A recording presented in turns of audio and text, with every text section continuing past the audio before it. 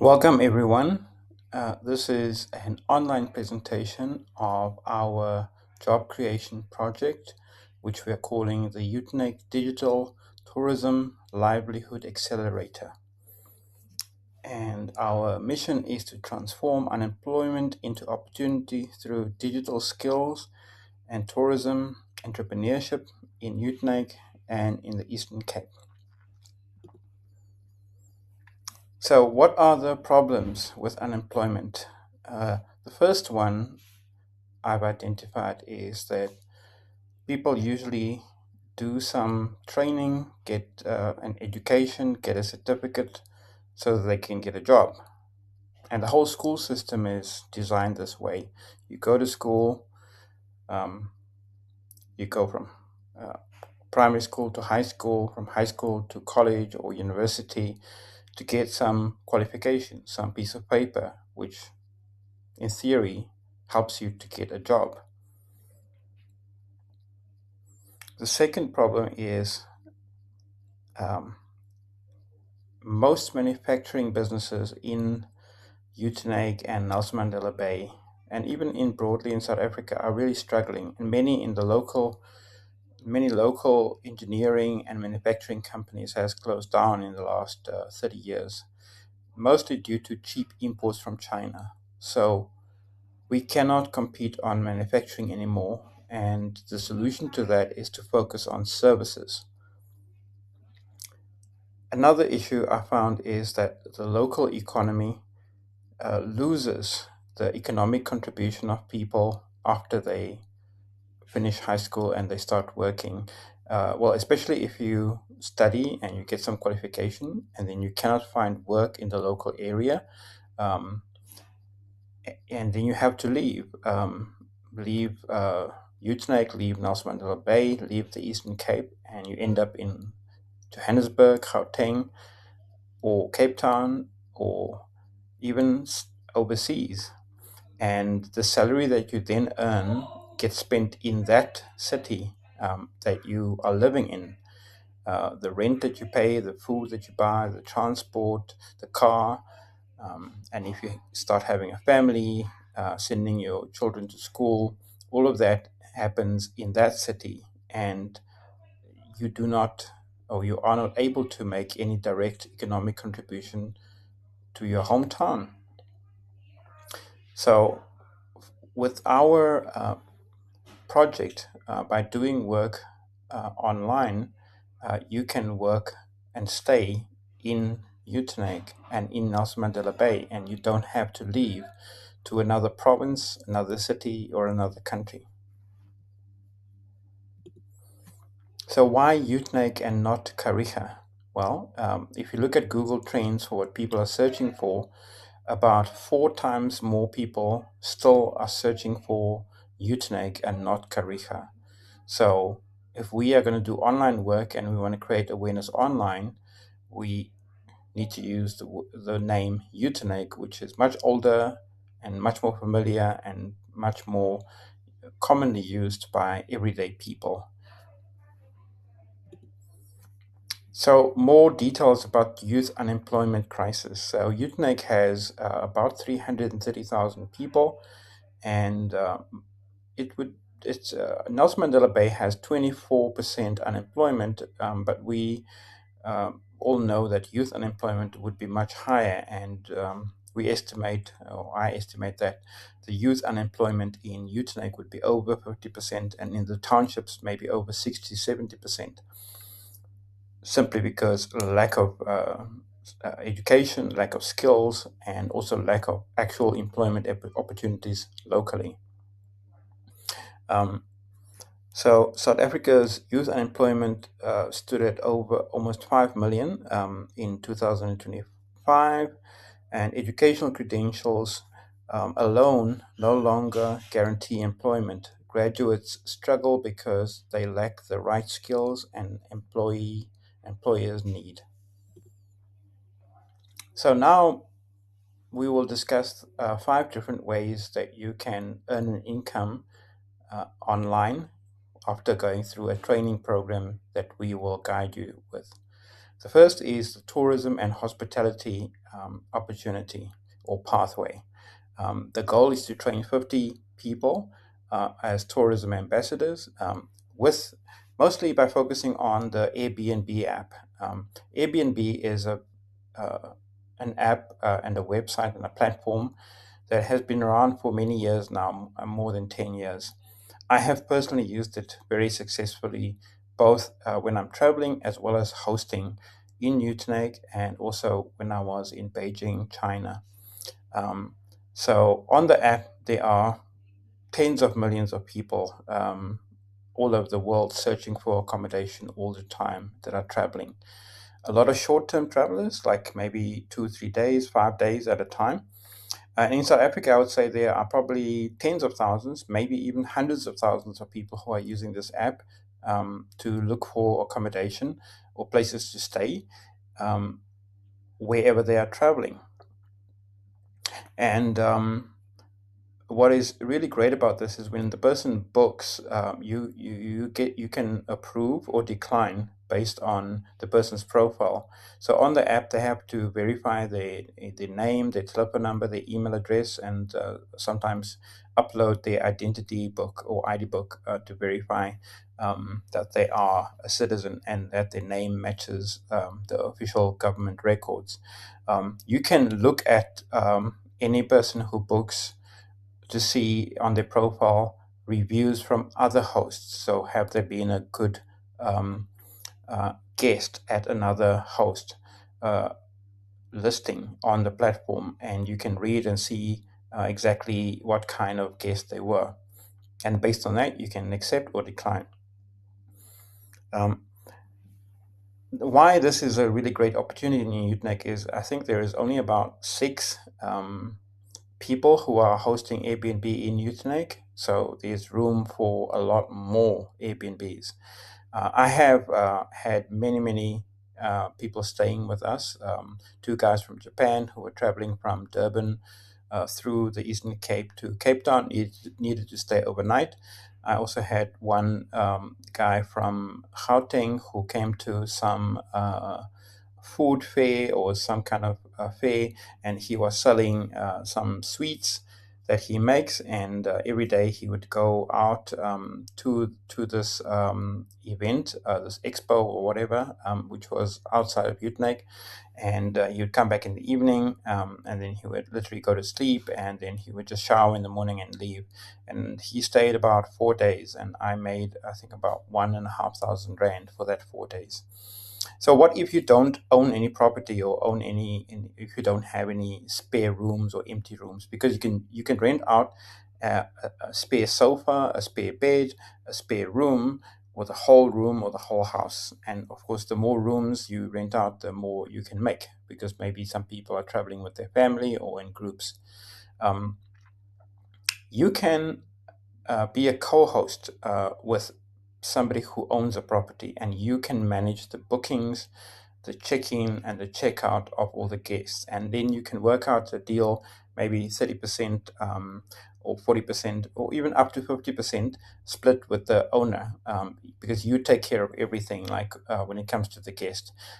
Maybe you have to clean the room as well afterwards, after they've checked out, or you can just pay somebody to clean the room afterwards if you don't want to do that yourself. But what's really great is that there's more than just the listings for accommodation. You can also have Airbnb experiences and services. Airbnb experiences are, for example, taking people out to a nature reserve like Hundal Wilderness, or Addo Elephant Park, or taking them shopping, or taking them to a museum like the Droste or Kyla Manor, or to the beach in Summerstrand, or any nearby place, making Uitenhage the hub and then traveling from here for the day for some activity. The third option is the services. So if you are a photographer, a hairdresser, a chef, you can provide like custom meals, or some photography or something. If the person is sightseeing and they don't want to take their own photos, you can provide that. So again, the person finds the accommodation, then sees that you are offering experiences as well in the local area, books the experiences. You get paid upfront for the person or the group, the number of people, and you then act as a guide for them in the local area. So there are three different ways of earning. Besides the Airbnb training, there will also be a course called SA Specialist through the SA Tourism, which is an online course that you get to know more about tourism in South Africa. And then also, there are some electives where you choose three provinces. So you obviously would choose the Eastern Cape, and then maybe like Western Cape and one other province, and then you learn more details about the tourism opportunities in that province, in those provinces. So this gives you some credibility if you act as a tour guide or a guide. It's not a formal tour guide certification, which you need to do through a college. This is a short course that you do online, and you get a certificate, and then you also get listed on the SA Specialist portal as one of the people who have completed the course. So the second and third pathways is community manager and virtual assistant. So community manager is, for example, managing a company or a small business social media community. So that would be their Facebook page, their Instagram, their TikTok, maybe also their Google listing. If people are searching in the local area on Google Maps, there is a listing for the business, for the organization, and that needs to be managed. So what it involves is things like managing the customer service. So any complaints, any questions, you will answer quickly. And the faster you answer, the better response you'll have from the client to actually buy the product, buy the service, whatever it is that the business is about. And there's a specific course on Google Business, which is maybe about 1 hour long that you can learn. But a lot of it will be, the training for this will be around social media, like knowing how to use Facebook and Instagram and all other social media more effectively, because besides managing the customer service and the customer complaints, maybe you also create content. You know, the business owner or manager sends you like some photos or some information, and you turn that into some posts. And there's an app that we will be training you on called Canva, which is a free app. In fact, I'm using Canva to present and record this presentation. And Canva is a free app that you use on your mobile phone and also on your laptop, that you can design pretty much anything: banners, posters, logos, social media posts, short videos, CVs, presentations, all sorts of things. They have literally like hundreds of thousands of templates that you can use, and they have a built-in AI that also helps you to generate some designs if you cannot find one that you like or want to use among the many, many templates that they offer. So virtual assistant, which would be slightly more different, where you work with a particular business owner and you act as the assistant virtually. Maybe you read the emails, send emails, make appointments, arrange their schedule, book appointments in their calendar, maybe arrange for invoices and so on to be sent to the clients, and the clients make the payment, and you handle the confirmation of the payment and things like that. So this might be a really interesting way for you to build a relationship with a particular business owner that could actually hire you into a full-time position if you do really well. But because it's virtual, it's online, so you need to be familiar with using like different kinds of online tools. You know, like Gmail would be really popular, and also like Google Drive to share documents between you and the person that you're working with. So you will receive training on all of that. And then the fifth pathway is about online sales, which is maybe a simplified form of e-commerce, selling things online. So there are different platforms that you can use, like Facebook Marketplace, Gumtree, Bobshop, and then also maybe later on Takealot and Amazon. So the idea is, if you have any old things, secondhand things that you're not using, clothes, gadgets, phones, games, toys, books, whatever, that you sell those things online. You take good photos, and then you write short descriptions, and you post them online, you can check what other people are selling the same things for, and then you know what kind of price to ask for. If you don't have things to sell, you go to people in your neighborhood, in your community, and you ask them, do they have any old things they don't use anymore? Old clothes, old toys, old gadgets, smartphones, TVs, whatever, and you sell them on their behalf and act as an agent. And then you work out a commission, maybe 20%, maybe 30%, or whatever, because you write the description, take the photos, post the listings online, and you manage all the inquiries from people who want to buy that particular product, whatever it is that you are selling. Then once you get more experienced, you can start selling things on Takealot and Amazon. And the big difference is Takealot and Amazon, they charge a transaction fee, maybe around 3% or up to 5% or more per sale. But it's worth it because now you're reaching people all over South Africa, and with Amazon, you're reaching people all over the world. There is another platform called eBay as well, and we will be including a course on how to sell on eBay specifically, and the same with the same skills you would be able to apply to Gumtree and BobShop and Facebook Marketplace. But there is a short course on Facebook Marketplace as well. But this is an easy option. Initially, we had conceived another pathway around AI app development and AI website development. But since there are some steps that you need to follow when you develop an app, like you need to then upload it to the App Store, like Google Play Store or the Apple App Store for the iPhone, and also with the website. Once you design the website, you need to buy a domain like uitenhage.org, or let's say, for example, apple.com or nike.com or mcdonalds.com, or if you take a local company like pickandpay.co.za or shoprite.co.za, you need to buy the domain name that people will type in to find your website, and then you need to host it. So you need a place where you actually publish the information, the files, the images, the videos, and whatever. And those steps are a little technical. So instead of that, we have decided to add this as another way of generating income. So there is another option,